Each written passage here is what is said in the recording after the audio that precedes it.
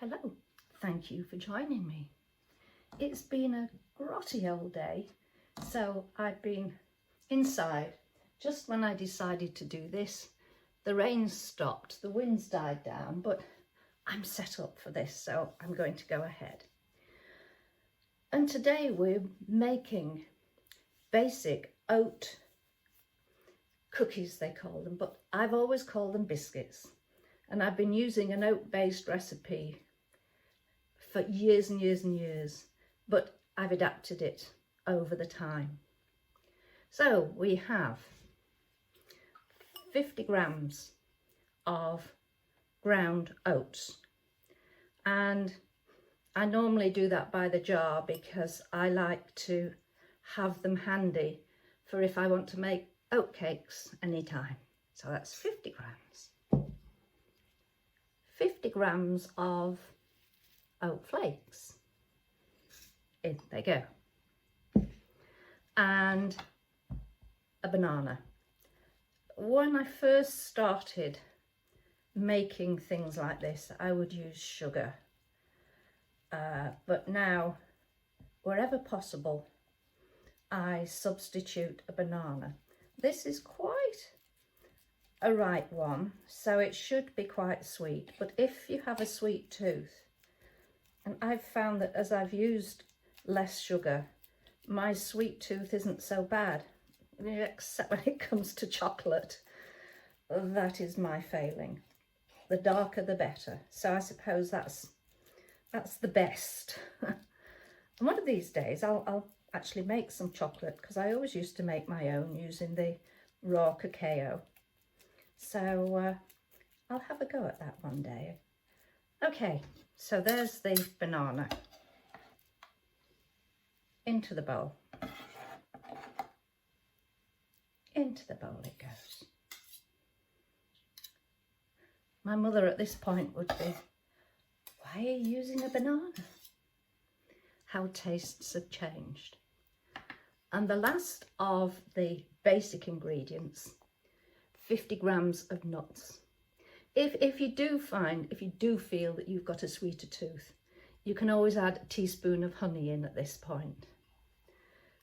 But, oh, and I've just thought, do excuse my hand. It's not dirt. It is a bruise. It looks as if I've been in a very nasty fight, but the fight was with a sheet of PVC that had come out of the greenhouse window. I won in the end, but it made sure that it made its mark. So today I am using half pecan and half walnuts. This is something that I ring the changes with. Sometimes I will use almonds, and I'll use a mix of flaked and chopped whole almonds. And if I'm doing that, then I will swap half of the ground oats for ground almonds, and probably add in just a couple of drops of almond essence as well. Because as I've said, this is just the basic recipe. And this is one of the way I ring the changes. The variety of nuts, but also the one that got away, how fine I make them. Today I feel like having them quite coarsely chopped.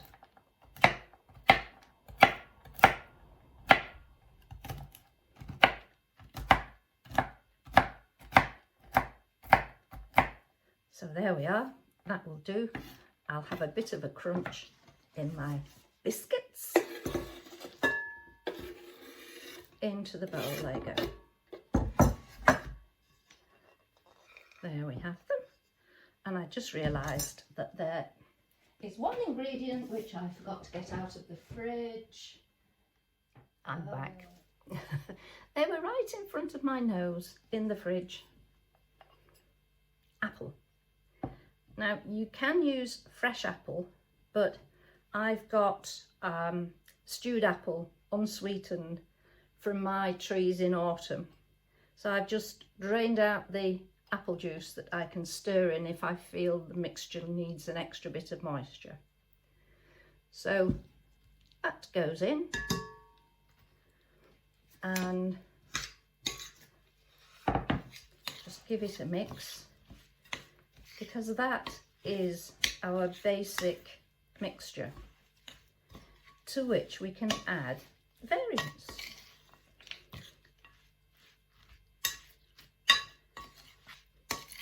And I do like using oats and oatmeal, keeping me away from using wheat flour. There we are. Now, today I am adding a mix of dried cranberries and dried barberries. The cranberries you can get in supermarkets, no problem. I've not seen barberries in mine, but certainly in my health food shop, the one that I did a recording of quite some while ago, but it's listed in the shops playlist. She stocks all wonderful things like those. And that is it. Easy peasy. And I think I just need a little drop more apple juice. There we are. That's better. So the alternatives. As I said, you can use almonds, chopped whole almonds, flaked almonds, and a bit of almond essence, raisins and raw apple, that's nice, but grind the apple or chop it very, very finely, because you need to get some of the moisture out of it to hold the mix together. What else have we got? Oh yes, the dried strawberries. That goes nicely with the almonds, or with coconut, a mix of desiccated and flaked almonds. Just substitute the almonds and the strawberries for the 50 grams of fruit that I've put in here. So there are different ways to make these. I usually double up on quantities, but today I'm just making a small helping. Just squeeze into bowls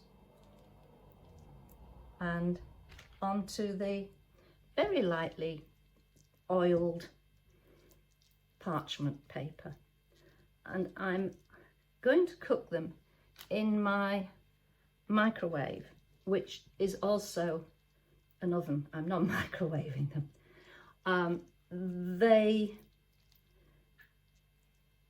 The oven is smaller, takes less heating, and it's more efficient if I use a round plate rather than an oblong baking tin. If I'm doing them in the bigger batch, then no problem. The oven goes on and there's always things made to fill it up. Now that's 1, 2, 3, 4, 5, and the rest I'm going to just dip in sesame seeds. So again, there's a bit of a difference. They say variety's the spice of life, don't they? And my mum would be going, oh, she's using her hands. Yeah, of course she is. My hands are just as clean, if not cleaner, than any of the things I'm using. I remember her watching a demonstration in a baker's window, absolutely appalled that this guy was mixing almond paste using his fingers. Hasn't he got a spoon? Hasn't he got a spatula? So you can use, and I do like to use cranberries in this mix, but they no, sorry, blueberries. I've used cranberries. Come on, Dee, get your head together. Blueberries, fresh ones. They can be, and usually are, a bit runny. But you know, I really don't mind that.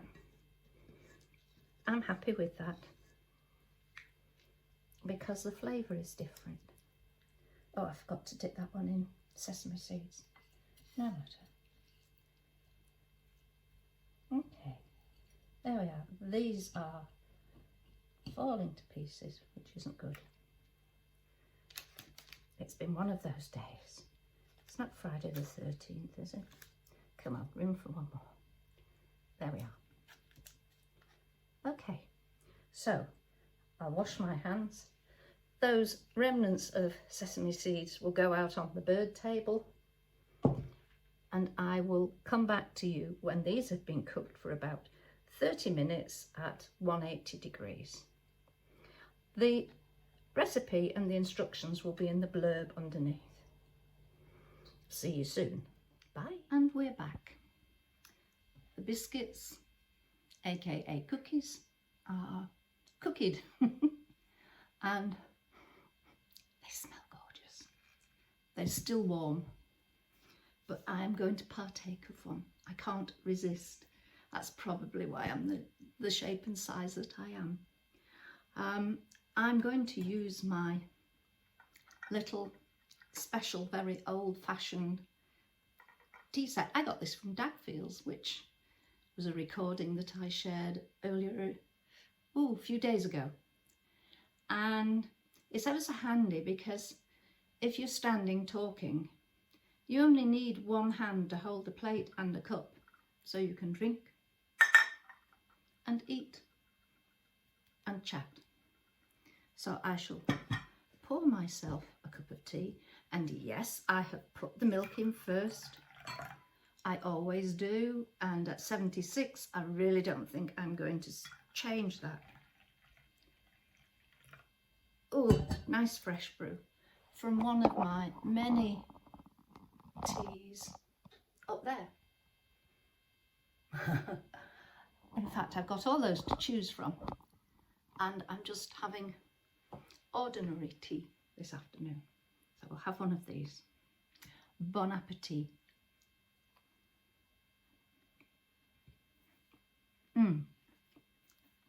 That's good.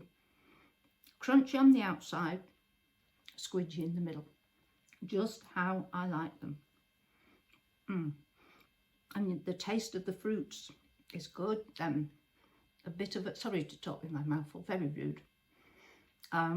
Crunch of the nuts and the apple can be tasted as well.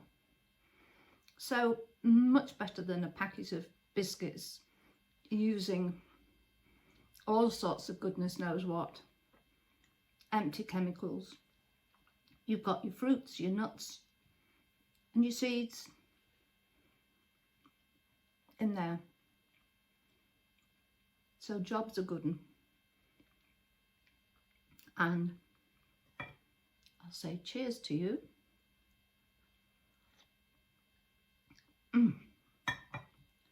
Thank you for joining me, and do have a go. As I said, I will put the recipe for the basic one that I did today underneath the video with some of the suggestions that you can use for alternatives. And what I sometimes do is I split that basic mix into two and make a batch of one flavour and a batch of another. And I got a tin all ready to put them in, but I don't think they're going to be around long. And in fact, one thing I forgot to mention, what I like to do is for breakfast, I'll put a couple of these in a bowl, a good dollop of yoghurt on top, and then some fresh blueberries. I got some nectarines yesterday, maybe a sliced nectarine on top. A lovely way to start the day. So thank you for joining me. Take care. Bye.